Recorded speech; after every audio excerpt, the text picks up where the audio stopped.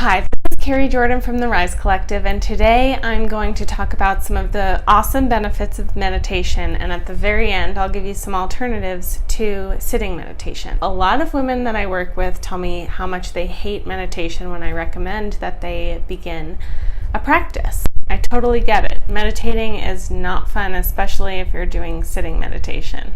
But let me tell you a secret. Most people who do meditate don't do it because they like meditating in the moment. They do it because they like how they feel after they meditate. So what is meditation? It is a process of becoming a witness to your own thoughts.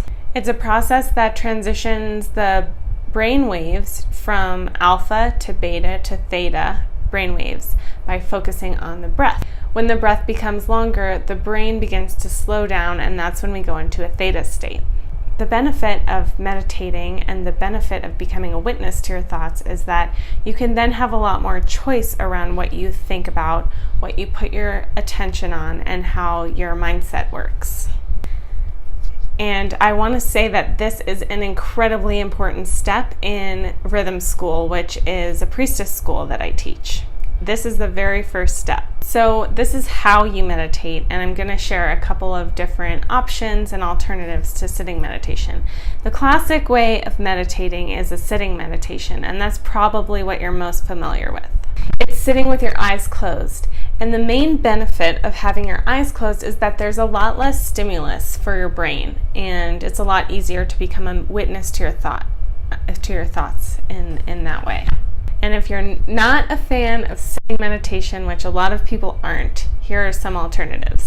The first one is movement meditation. There are a ton of movement meditation resources in my resource library that I offer, and I'll put the link in the description here. What a movement meditation is it can be in the form of dance or any type of movement, and the focus is really on how does the body feel? How does every single little thing that you do in your movement meditation, how does it affect your brain? How does it affect your body? And just noticing every little move. When you're doing a movement meditation, make sure that all of your movements are very intentional. So no fidgeting. Okay, the second option is a walking meditation.